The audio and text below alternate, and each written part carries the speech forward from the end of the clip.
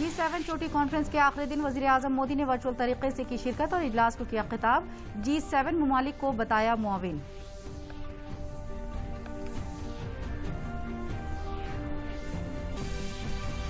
जुनूब मगरबी और शुमाल मशरक़ी हिंद के बाद अब मानसून मुल्क के मगरबी शुमाली और वस्ती हिस्से में सरगर्म। राजधानी लखनऊ समेत रियासत के ज्यादातर हिस्सों में घने बादल छाए। इतवार को हुई बारिश से मौसम हुआ खुशगवार। अयोध्या में जेरे तामीर भगवान राम के मंदिर के तामीरी कामों की रफ्तार का लिया जायजा। 3,200 करोड़ रुपए मंदिर की तामीर के लिए हो चुके हैं जमा। चेयरमैन नृपेंद्र मिश्र ने कहा अक्टूबर के आखिर तक रिफिलिंग का काम होगा मुकम्मल। और मुल्क में कोरोना के खिलाफ जारी जंग में टीकाकारी मुहिम तेजी से जारी। मुल्क में अब तक 25 करोड़ 48,49,000 से ज्यादा कोविड टीके लगाए जा चुके हैं। वहीं गुज़िश्ता 24 घंटों में कोरोना मरीजों की तादाद में आई भारी कमी। आदाब, खबरों के साथ हाजिर हूं मैं शाइस्ता बानो। अब खबरें तफसील से। G7 समिट के आखिरी दिन वजीर आजम नरेंद्र मोदी ने समिट में वर्चुअल तौर से हिस्सा लिया और समिट को खिताब किया। वजीर आजम मोदी ने कहा कि भारत दहशतगर्दी, तशद्दुद, इंतहा पसंदी, प्रोपेगेंडा और इक्तिसादी जबरदस्ती से पैदा होने वाले खतरों से हमारे मुश्तरका कदरों के तहफ़्फ़ुज़ के लिए G7 मुल्कों का मुआविन है। वज़ारत ख़ारजा के मुताबिक G7 समिट में ओपन सोसाइटी और ओपन इकोनॉमी पर सेशन में वर्चुअल खिताब में वजीर आजम ने जमहूरियत में ख़यालात की आज़ादी के लिए भारत के अज़्म को दोहराया। वजीर आजम ने आधार, डायरेक्ट बेनिफिट ट्रांसफ़र और JAM टेरिनिटी जैसे एप्लीकेशन के जरिए भारत के बाख्तियार और समाजी शमूलियत पर डिजिटल टेक्नोलॉजी के इनकलाबी असरात पर भी रोशनी डाली। वज़ीर आज़म ने टेक कंपनियों और सोशल मीडिया प्लेटफॉर्म से अपने यूजर्स के लिए एक महफूज साइबर माहौल को यकीनी बनाने की अपील की।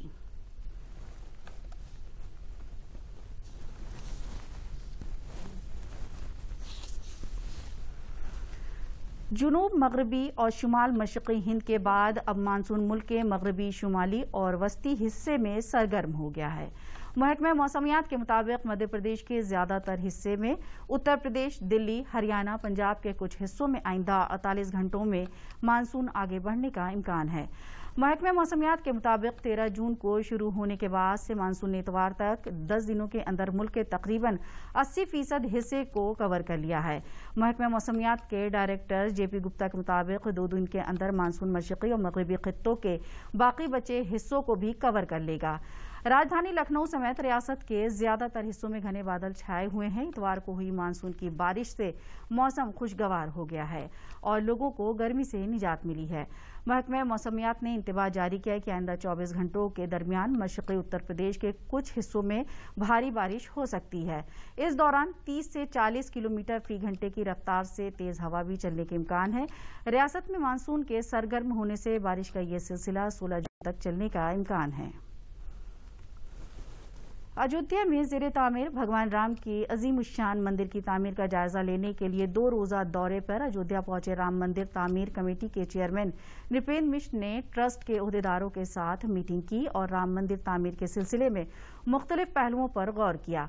मीटिंग में अक्टूबर के आखिर तक रिफिलिंग का काम पूरा करने का हदफ रखा गया है। राम जन्मभूमि तीर्थ ट्रस्ट के जनरल सेक्रेटरी ने बताया कि मंदिर तामीर के लिए चलाई गई राब्ता मुहिम के तहत 5,37,000 मकामात पर जाकर 11 करोड़ कुनबों से राब्ता कायम किया गया, जिससे 31 मार्च तक 3,200 करोड़ की रकम अतिये में मिली, जो बैंकों में जमा हो चुकी है। रामलला के दर्शन के दौरान 1 माह के अंदर 60 लाख रुपए अतिया जमा हुआ।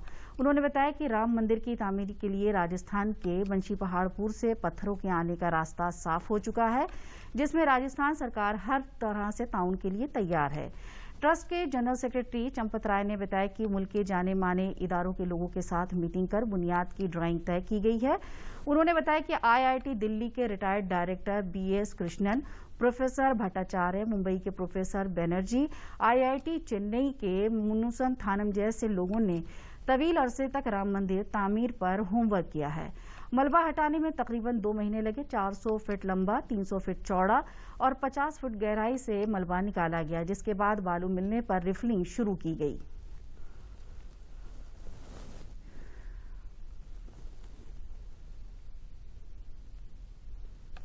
इस प्रकार से ट्रस्ट के ऊपर आरोप लगा देना, क्योंकि ऐसा जो ट्रस्ट है वो समर्पित है भगवान रामलला के लिए और समर्पित होने वाला व्यक्ति और ट्रस्टी जो है वो इस प्रकार का कोई भी गलत काम नहीं कर सकता और रामलला के संपत्ति का और रामलला के नाम से। इसलिए मैं यही कहूँगा कि पहले तो जांच हो, यदि ये बात सही है तो उस पर कार्रवाई हो, नहीं है तो जो लोग इस पर आरोप लगाए हैं उनके ऊपर कार्रवाई किया जाए, उनके ऊपर मुकदमा किया जाए। संजय सिंह जी ने वित्तीय अनियमितता को लेकर जो आरोप लगाया है यह बड़ा आरोप है और मैं मांग करता हूं कि इसकी उच्च स्तरीय जांच हो। इस जांच में जो लोग पाए जाएं उनको बख्शा ना जाए, क्योंकि आप विश्व हिंदू परिषद पर उंगली उठा रहे हैं। जो हिंदू जनमानस के ऊपर उंगली उठाना हुआ, इसके नाते मैं सरकार से निवेदन करूंगा, ट्रस्ट के और लोगों से निवेदन करूंगा कि इसकी उच्च स्तरीय जांच हो और उस जांच में जो लोग गुनाहगार पाए जाएं, क्योंकि ये हिंदू जनमानस का पैसा है, किसी एक व्यक्ति का पैसा नहीं है। ट्रस्ट ने अपनी प्रेस विज्ञप्ति जारी कर दी है कि जो वहां मंदिर निर्माण हो रहा है, परकोटा का विस्तार होना है, कुछ मंदिर और मकान उसमें आ रहे हैं। तो आज की डेट में जब पूरा देश अयोध्या आना चाहता तो अयोध्या का लोग अयोध्या से बाहर कैसे जाएंगे। इस नाते से रेलवे स्टेशन के पास ट्रस्ट ने सहमति और संवाद के आधार पर वो जमीन ली है। उसमें अनावश्यक तिल का ताड़ बनाया जा रहा है। वो लोग राजनैतिक लोग हैं और जो भी उसमें अभी प्रेस विज्ञप्ति में आया है कि वर्षों पुरानी उनकी वो थी, वो ट्रस्ट क्लियर करेगा या जिन लोगों ने दिया है। मैं तो मेयर के नाते लगभग जो भी मंदिर आए हैं उसमें मैं विटनेस करता हूं और सब ऑनलाइन ट्रांजैक्शन ट्रस्ट करता है, तो उसमें कोई हेरा फेरी इस प्रकार करना उनकी बौखलाहट है। राम जन्मभूमि तीर्थ ट्रस्ट पर लगे इल्जामात का जवाब देते हुए रामलला मंदिर के पुजारी और हनुमानगढ़ी के पुजारी ने कहा है कि इस जमीन का रामलला मंदिर तामीर की स्कीमों से पहले एग्रीमेंट किया गया था। तब अयोध्या की जमीनों का रेट कम था। राम मंदिर पर अदालत का फैसला आने के बाद अयोध्या की तजय्यनकारी के सरकारी फैसले के बाद यहां जमीनों के दाम बढ़ गए हैं, इसलिए ये जमीन इतने दामों पर खरीदी गई और जो लोग इल्जाम लगा रहे हैं उनका इल्जाम बेबुनियाद है।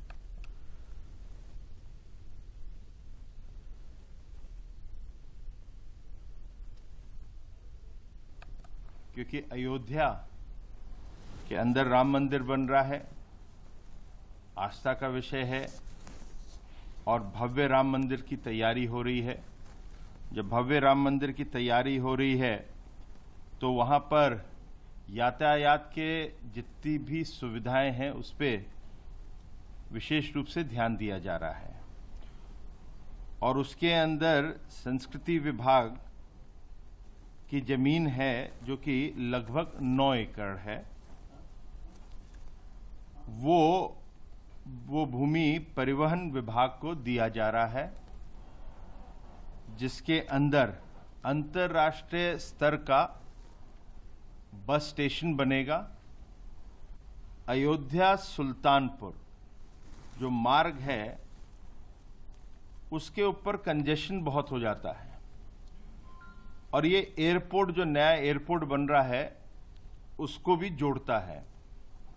तो इसके ऊपर 4 लेन का एक फ्लाईओवर बनाया जा रहा है। जो हम लोगों के विकास प्राधिकरण हैं उनको अभी तक अनुमति नहीं थी कि वो लोग कार्य कर सकें, जैसे रिपेयर मेंटेनेंस से छोटे भी कारण होते हैं उनको डायरेक्टली नहीं होता था। तो विशेष रूप से काफी कार्य जो पर्यटन के विकास कार्य हैं उस पर बाधा आ रही थी और विशेष रूप से ये शहर जो है वाराणसी, गोरखपुर, अयोध्या, प्रयागराज और आगरा, ये पर्यटकों के लिए ये इम्पोर्टेंट महत्वपूर्ण जनपद है। तो इसके अंदर प्राधिकरण को भी जोड़ा जा रहा है। नियम जो है उसके अंदर प्राधिकरण को भी जोड़ा जाएगा कि आप भी करवा सकते हैं। जो अगला बिंदु है वो लखनऊ शहर से है। यहाँ पे हम लोग को पता है कि जो हैदर कनाल है उसके अंदर जो शकुंतला देवी मिश्रा विश्वविद्यालय के पास से जो होकर जो 1090 जो चौराया है, 1090 जो चौराया है उसके अंदर जो गोमती नदी है उसके अंदर गंदगी आती है, पानी गंदा गिरता है तो प्रदूषण भी होता है। तो उसको देखते हुए एक अमृत योजना जो है उसमें 120 MLD की क्षमता का सीवरेज ट्रीटमेंट प्लांट लगाया जा रहा है। वजीर आला योगी आदित्यनाथ की सदारत में आज हुई काबीना की मीटिंग में कई अहम फैसले लिए गए। अयोध्या में बनने वाले मंदिर को जहन में रखते हुए सयाहों की सहूलत के लिए 400 करोड़ का बस स्टेशन बनाया जा रहा है। इससे तकरीबन सभी बड़े जिले जुड़ेंगे। अयोध्या में सुल्तानपुर रोड पर 4 लेन का फ्लाईओवर बनाया जाएगा जिसकी लागत 20 करोड़ से ज्यादा है। बुलंदशहर में भी ट्रांसपोर्ट महकमे को बस स्टेशन बनाने के लिए मुफ्त जमीन दस्तयाब कराई जाएगी। प्रयागराज में 284 करोड़ रुपए की लागत से सूबेदार रेलवे स्टेशन के पास 4 लेन का फ्लाईओवर और GT रोड चौसट्टा के पास 2 लेन फ्लाईओवर बनाया जाएगा। काबीना ने फैसला लिया है कि तरक्याती अथॉरिटी अब छोटे छोटे काम खुद कर सकेगी। इसमें गोरखपुर, प्रयागराज, वाराणसी, आगरा, लखनऊ जैसे सयाहत के लिहाज से अहम शहर भी शामिल हैं। लखनऊ में हैदर कैनाल में अमृत योजना के तहत 120 MLD सीवेज ट्रीटमेंट लगाया जा रहा है जिसकी लागत 297 करोड़ से ज्यादा है। काबीना की मीटिंग में ये फैसला भी हुआ कि जून और जुलाई में सभी वुजरा एक दिन ब्लॉक में गुजारेंगे और कंट्रोल की दुकान, CSC, PSC और तामीरी कामों का मुआयना भी करेंगे। तंजीमी लोगों से मुलाकात करेंगे। 21 जून को वजीर की मौजूदगी में यौम योग मनाया जाएगा। 23 जून से 6 जुलाई तक शजरकारी प्रोग्राम मुनक्किद किया जाएगा। वहीं 27 जून को मन की बात प्रोग्राम को सभी कारकुन और वुजरा भी सुनेंगे। मुल्क में कोरोना वायरस के रोजाना मामलों में मुसलसल कमी दर्ज की जा रही है। मरकजी और रियासती हुकूमत की कोशिशों से आज पूरे मुल्क में तकरीबन 70,000 नए मामले सामने आए जो कि गुज़िश्ता 74 दिन में सबसे कम है। वहीं मुल्क में अब कोरोना इन्फेक्शन के एक्टिव मामलों की तादाद 10 लाख से कम हो गई है। मुल्क में पॉजिटिविटी की शरह 4.71% हुई है। कुनबा और बहबूद वजारत के मुताबिक गुज़िश्ता 24 घंटों में 70,421 नए मामले दर्ज किए गए। वहीं 1,19,501 मरीज इलाज के बाद सेहतयाब हो चुके हैं, जिसके बाद मुल्क में सेहतयाबी की शरह बढ़कर 95.43% हो गई है। इस वक्त मुल्क में एक्टिव मामलों की कुल तादाद 9,73,158 है। गुज़िश्ता 24 घंटों में मुल्क में कोरोना से 3,921 लोगों की मौत हुई है। मुल्क में कोरोना के खिलाफ जारी जंग में टीकाकारी मुहिम तेजी से जारी है। मुल्क में अब तक 25,48,49,000 से ज्यादा कोविड टीके दिए जा चुके हैं। वहीं गुज़िश्ता 24 घंटों में 14,99,771 से ज्यादा टीके लगाए गए। रियासत में कोरोना वबा की सूरत हाल दिन ब दिन काबू में आती जा रही है। वायरस अब कमजोर पड़ चुका है लेकिन खतरा टला नहीं है। गुज़िश्ता 24 घंटों में 339 नए केस सामने आए हैं जबकि 1,116 लोग सेहतयाब हुए हैं। इससे कबल 21 मार्च को एक दिन में 500 से कम केस आए थे। इस वक्त 8,101 केस एक्टिव है। रियासत में अब तक 5,36,02,870 कोविड टेस्ट किए जा चुके हैं। गुज़िश्ता 24 घंटों में 2,57,441 टेस्ट हुए और पॉजिटिविटी की शरह 0.1% रही, जबकि सेहतयाबी की शरह 98.2% हो गई है। बुंदेलखंड के हमीरपुर में दीवान शत्रुघ्न अस्पताल में खवातीन के लिए स्पेशल टीकाकारी पिंक बूथ शुरू किया गया, जबकि बच्चों के सरपरस्तों के लिए भी स्पेशल बूथ बनाया गया। जिन वालिदैन के बच्चे 10 से 12 साल के हैं वो पहले बगैर रजिस्ट्रेशन कराए सीधे बूथ पर जाकर टीका लगवा सकेंगे। जिला हमीरपुर में टीकाकारी के लिए पिंक बूथ बनने से खवातीन बढ़ चढ़कर टीके लगवा रही हैं। जिले में तेजी से टीकाकारी चल रही है। जिला मजिस्ट्रेट समेत इंतजामिया के आला अफसरान भी गांव-गांव जाकर वैक्सीनेशन के लिए लोगों से अपील कर रहे हैं।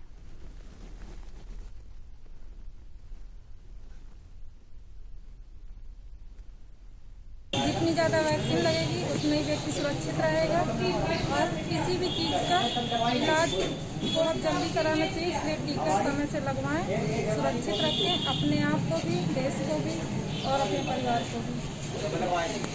नहीं तो ये तो अच्छा है क्योंकि लेडीज़ के लिए और ठीक भी है। कुछ लोग भीड़ में नहीं जाना चाहते हैं तो इस तरह से लोगों के नंबर ऑफ मेंबर्स कम हो रही है तो अच्छी चीज़ है कि केवल लेडीज़ आएंगी और उनको हेजिटेशन भी नहीं होगा और आराम से लगवा सकते हैं। मेरे हिसाब से तो ये सब अफवाहें हैं, इसके चक्कर में ना पड़े, जल्दी जल्दी टीकाकरण करवाएं, जागरूक होकर। कोरोना टीका लगेगा तो कोरोना हारेगा। अब महिला शायद जागरूक हो रही है, इसलिए आज लगवा रही है। पहले की तुलना में आज ज़्यादा है। कोरोना वायरस को लेकर सरकार के जरिए जारी गाइडलाइन उत्तर प्रदेश के वजीर आला योगी आदित्यनाथ के 333 फार्मूले पर अमल करते हुए भले ही वबा की दूसरी लहर पर काबू हासिल कर लिया गया हो, लेकिन डॉक्टरों के मुताबिक तीसरी लहर पहली और दूसरी लहर से ज्यादा खतरनाक होने का इम्कान हो सकता है। ऐसे में थर्ड वेव ज्यादा नुकसान न पहुंचाए, इसलिए मुरादाबाद में सरकार और इंतजामिया समेत रेलवे के जरिए भी जमीनी सतह पर तैयारियां की जा रही हैं, जिसके तहत मंतके के सभी रेलवे के तिब्बी मरकजों जदीद आलात से लैस किया जा रहा है। रेलवे के महकमे सेहत की जानिब से मुरादाबाद डिवीजन के सभी तिब्बी मरकजों को oxygen concentrator, oxygen cylinder, nebuliser, wheelchair समेत तिब्बी आलात को divisional railway manager Tarun Prakash ने तकसीम किया। वहीं डीआरएम तरुण प्रकाश ने बताया कि तीसरी लहर के अंदेशे के सिलसिले में हम अलर्ट हैं। डिवीजन के सभी हेल्थ यूनिट पर बेड की दस्तयाबी बढ़ाई जा रही है। बच्चों के लिए आईसीयू बेड का इंतजाम भी किया जा रहा है। अस्पतालों में बिस्तरों को तैयार रखा जा रहा है ताकि मरीजों को फौरी और बेहतर इलाज दिया सके।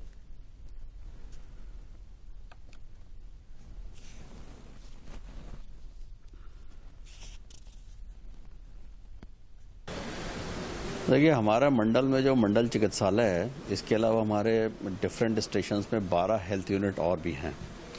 और हम लोग का ये प्रयास है कि मंडल चिकित्सालय के साथ साथ हम लोग जो अपनी हेल्थ यूनिट हैं उनको भी इंफ्रास्ट्रक्चरली अपग्रेड करें और उनको इस लायक बनाएं कि अगर उनके यहाँ कोई पेशेंट आता है तो उसमें जो फर्स्ट लेवल ऑफ अटेंशन है वो वहाँ पर ही हैंडल कर सकें। इसके लिए आज उनको ऑक्सीजन कंसंट्रेटर, डिफिब्रिलेटर्स, ऑक्सीजन के सिलेंडर्स और तमाम और भी नेबुलाइजर्स और व्हील चेयर्स, स्ट्रेचर्स, तो ये जो काफ़ी सारा सामान है ये उनको आज दिया जा रहा है ताकि वो हेल्थ यूनिट भी अपने लेवल पर फर्स्ट लेवल अटेंशन दे सकें। कोरोना से निपटने के लिए वैक्सीनेशन प्रोग्राम को रफ्तार देते हुए अब बच्चों में वैक्सीन का क्लिनिकल ट्रायल किया जा रहा है। आईसीएमआर के जरिए कानपुर शहर के प्रखर हॉस्पिटल को बच्चों पर वैक्सीन का क्लिनिकल ट्रायल के लिए नामजद किया गया है, जहां पर ये ट्रायल चल रहा है। आईसीएमआर के जरिए नामजद प्रखर अस्पताल कानपुर के डॉक्टर JS कुशवाहा ने बताया कि हमारे मुल्क में 18 साल से कम उम्र के बच्चों को महफूज रखने के लिए भारत सरकार के जरिए तैयार वैक्सीन जैसे national institute of virology Pune के जरिए स्ट्रेन दिया गया है और भारत बायोटेक ने बताया है, जिसका ट्रायल आईसीएमआर के जरिए भारत में एम्स दिल्ली, एम्स पटना, निजाम इंस्टीट्यूट हैदराबाद, नागपुर और कानपुर समेत दीगर जगहों पर कराया जा रहा है।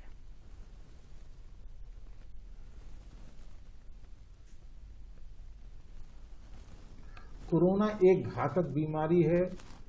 देश और दुनिया के लिए वैक्सीन ही एक सहारा है। अभी सरकार ने 18 साल से ऊपर के लोगों को वैक्सीन देना शुरू कर दिया है। 18 साल से नीचे के जो बच्चे हैं वो अभी वैक्सीनेटेड नहीं। हमारे देश में इन बच्चों को सुरक्षित रखने के लिए एक कोवैक्सीन, जो एक वैक्सीन है अपने भारत की बनी हुई, जिसे national institute of virology Pune ने बनाया है, वह उसने स्ट्रेन दिया है, भारत बायोटेक ने बनाया है और ये ट्रायल आईसीएमआर के द्वारा कराया जा रहा है। कोवैक्सीन वैक्सीन है जो बच्चों को लगाई जा रही है। 50 बच्चों को हमें करना है, उसमें से 25 हम ऑलरेडी कर चुके हैं। 20 बच्चे 12 से 18 साल के हैं और 5 बच्चे 6 से 12 साल के हैं। मेरठ के देही इलाकों में कोविड टीकाकारी को फरोग देने के लिए अनोखी पहल की गई है। मेरठ के मोहम्मद असेंबली के हस्तिनापुर के टीकाकारी मरकजों पर जो भी मर्द और औरत टीका लगवाते हैं उन्हें एक पौधा और 2 डस्टबिन हरा और नीला तोहफे में दिया जाता है। इस पहल का असर ये हुआ है कि अब इस सेंटर पर लोगों में टीका लगवाने के लिए गजब का जोश नजर आ रहा है। इन मरकजों ने जिले में सबसे ज्यादा टीकाकारी का रिकॉर्ड कायम किया है। मेरठ के हस्तिनापुर कम्युनिटी हेल्थ सेंटर के इंचार्ज डॉक्टर अंकुर त्यागी, नगर पंचायत हस्तिनापुर के चेयरमैन अरुण कुमार और ईओ मुकेश मिश्रा ने मिलकर ये पहल की है। इस काबिल 27 पहल से जहां कोविड टीकाकारी की शरह बढ़ी है, वहीं शजरकारी से माहौलियात का तहफ्फुज होगा।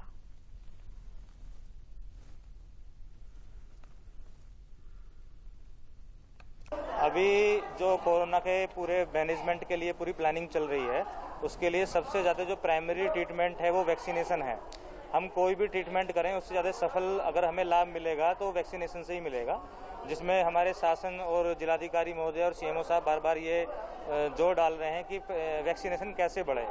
उसके लिए हमने एक योजना बनाई है कि अपने इस ब्लॉक पर ज़्यादा से ज़्यादा स्वास्थ्य कर्मियों की, टीकाकर्मियों की टीम बनाकर नगर पंचायत के माध्यम से हमने डस्टबिन और प्रत्येक व्यक्ति को पौधा देने का और plus ward wise vaccine availability वहाँ पे मिले। जितने भी लोग ऐसे हैं जो वृद्ध हैं, विकलांग हैं या जो अस्पताल में आने से डर रहे हैं, तो उनको तुरंत से वैक्सीन वहाँ मिल जाए। उसका लाभ ये मिला है कि एक ही दिन में हमने पूरे जनपद का और मुझे लगता है शायद मंडल का भी रिकॉर्ड तोड़ा है। 45 प्लस में 1442 लोगों का वैक्सीनेशन हमने एक दिन में कराया, जो कि एक बहुत बड़ा रिकॉर्ड है। यहाँ पर जो है हमारी जो नगर पंचायत द्वारा कोरोना निगरानी के तहत हमने यहाँ पर जो है घर घर जाकर इनको जागरूक किया है और इनको हमने नगर पंचायत के द्वारा एक डस्टबिन नीला और एक डस्टबिन हरा, उसके साथ में फलदार एक पौधा भी दिया गया है ताकि लोगों को जागरूक कर कर इन्हें कोरोना वैक्सीन लगाई जा सके और ज़्यादा से ज़्यादा लोगों को वैक्सीन लग जाए। इसलिए हमने कम से कम 45 लोगों को जो कोरोना की निगरानी में लगे हुए हैं उन लोगों को लगाकर और घर घर जाकर सबको जागरूक किया। मेरा नाम बसंती है, मैं टीका लगवाई हूँ। टीका लगाने से मुझे एक डस्टबिन पौधा मिला है ताकि मैं घर जाकर इसे लगा सकती हूँ। अच्छा, कोई परेशानी नहीं है मेरा। आप ठीक हो? लोगों से भी कहती हूँ आप सब लोग लगाओ और कोरोना से बचिए। मेरा नाम सारथी है, मैं टीका लगाया हूँ, मेरा कोई दिक्कत परेशानी नहीं है। एक डस्टिंग मिला, पौधा मिला है। मेरा नाम रीता गोलदार है, मैं हस्तिनापुर के रहने वाली हूँ और मैं आज टीकाकरण की हूँ। मेरे टीका से कोई प्रॉब्लम नहीं हुआ है और ग्रामीण सबको मैं यही सलाह दूंगी कि वो टीका लगाए और मुझे यहाँ से टीका लगाने के बाद एक डस्टबिन और एक गेंदे का पौधा मिला है। उत्तर प्रदेश सरकार और समाजी इंसाफ वजारत के ताउन से रियासत में हेल्पलाइन नंबर 14567 पर बुजुर्गों को मदद दी जा रही है। रियासत के सभी जिलों में रहने वाले बुजुर्ग इस हेल्पलाइन नंबर पर मदद मांग रहे हैं, जिसको हल किया जाता। वजीर आला की इस पहल की वजीर आजम ने भी ट्वीट कर सताइश की है। वहीं वजीर आला ने वजीर आजम का शुक्रिया अदा किया। लखनऊ से चल रही हेल्पलाइन के इंचार्ज रजत त्रिपाठी ने बताया कि इस हेल्पलाइन की मदद से रियासत के बुजुर्गों को हर तरह की मदद पहुंचाई जा रही है। हेल्पलाइन पर हर रोज सैकड़ों की तादाद में फोन आते हैं और उनके मसाइल को हल किया जाता है।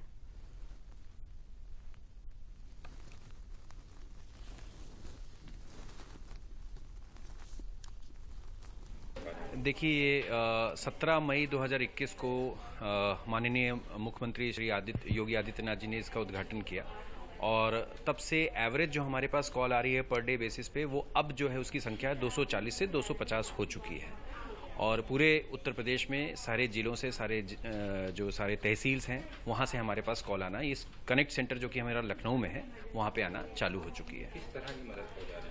देखिए, ऐसा है कि सबसे अच्छी बात यह है कि भारत सरकार की ये जो पहल है और उत्तर प्रदेश सरकार की जो पहल है, अब तक एल्डरली के लिए कोई भी एक डेडिकेटेड हेल्पलाइन नहीं होती थी। जैसे महिलाओं के लिए 1090 है प्रदेश में, एल्डरली के लिए पूरे देश में कोई एक डेडिकेटेड हेल्पलाइन नहीं थी। आज 14567 ये जो एल्डरली हेल्पलाइन हमने जारी कर दी है सरकार ने, उससे कोई भी वृद्धजन जो हैं उनकी किसी भी समस्या का निदान हम करने का प्रयास करते हैं, चाहे वो पेंशन से रिलेटेड हो, राशन कार्ड से कोई रिलेटेड हो, एल्डरली अब्यूज़ के केस आ रहे हैं वो उसका भी हम समाधान करते हैं। अगर किसी को रेस्क्यू करना है हमको जिले स्तर पे, तो हम उसके रेस्क्यू के भी केसेस को करते हैं। किसी को कोविड रिलेटेड कोई इन्फॉर्मेशन चाहिए, कोई पुलिस रिलेटेड इन्फॉर्मेशन चाहिए या लीगल डिस्प्यूट भी हमारे पास आते हैं, तो हमारे पास लीगल एड एडवाइजर्स भी मौजूद हैं जो हमारे साथ इस प्रोजेक्ट में हमारे साथ जिन्होंने अपना कोऑर्डिनेशन किया हुआ है। तो हम हर टाइप की जो समस्या है या उनकी काउंसलिंग है या उनको जो आप कह लें कि हैंड होल्डिंग है, वो हम करने की पूरी कोशिश यहाँ से करते हैं। बागबानों के जरिए अब लखनऊ के बाशिंदों को बागों से बराह रास्त मलिहाबादी आम दस्तयाब होगा। बागवानी और फूड प्रोसेसिंग के डायरेक्टर आर.के. तोमर ने बताया कि महकमा बागवानी के ताउन से मलिहाबाद के बाग मालिकान आला किस्म का सैनिटाइज और ऑर्गेनिक आम स्टॉल लगाकर आम फराहम कराएंगे, जिससे लखनऊ के लोगों को बराह रास्त बागों से आम हासिल हो सकेगा।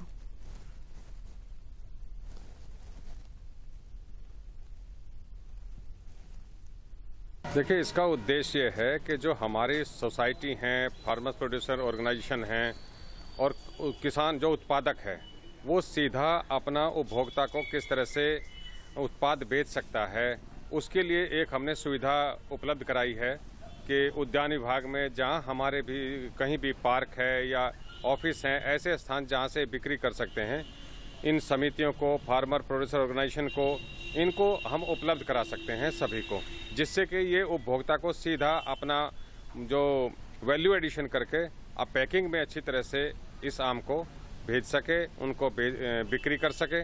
अवध आम उत्पादक बागवानी समिति और उद्यान विभाग के सहयोग से ये किसानों को जगह मिली है अपने उत्पाद को बेचने के लिए। ये लोग सीधे बाग से आम लाकर यहाँ पे उन्होंने रखा है। इसको सैनिटाइज करने का काम केंद्रीय उपोषण बागवानी संस्थान ने किया है। उन्होंने हमको तौर तरीका बताया है और पूरा उन्होंने हमको सहयोग दिया है, अपना लेबल दिया है, अपना वो दिया, नाम दिया है कि किस तरह से आम को सैनिटाइज किया जाता है, उसको संक्रमण मुक्त किया जाता है और हम विभिन्न प्रजातियों के आम को हम लोगों के तक लाएंगे, उनको खिलाएंगे। मलिहाबाद का गांव एक कुकरा है, वहाँ पर है और वहाँ पर मैं ये ऑर्गेनिक आम अपना पैदा करता हूँ और इसमें सिर्फ मैं बायो फंगीसाइड्स का ही इस्तेमाल करता हूँ, जो कि बबेरिया, मेटारिजियम और वर्टिसिलियम है। और उद्यान विभाग की मदद से मैं यहाँ के लखनऊ वासियों के लिए डायरेक्ट यहाँ पर अवेलेबल करा रहा हूँ। एक इनिशिएटिव लिया गया है यहाँ पे आम की बिक्री के लिए, जो सीधे आम के बागों से जो है निकाल के और प्रॉपर सैनिटाइज करके और यहाँ पे नॉर्मल जनता के लिए खरीद हेतु जो है ये सुविधा उपलब्ध कराई गई है। तो इसी को पता करने के लिए प्लस परचेज करने के लिए मैं आया था। ये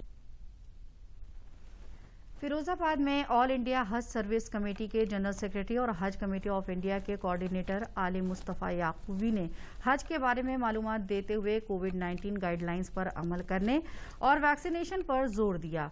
उन्होंने कहा कि दुनिया भर से 25-30 लाख और भारत से 1.25 लाख हज ज़ायरीन सऊदी अरब जाते थे, लेकिन कोरोना वबा की वजह से जान और सेहत का ख्याल रखना जरूरी है, इसलिए सऊदी अरब की ही सिर्फ 60,000 लोग हज कर सकेंगे। उन्होंने कहा कि अरब में 99% लोगों ने कोविशील्ड वैक्सीन की पहली डोज लगवा ली है। उन्होंने कहा कि मुस्तकबिल में वही लोग हज या उम्रे पर जा सकेंगे जिन्होंने कोविशील्ड वैक्सीन लगवाई हो और उसका सर्टिफिकेट दाखिल करना होगा।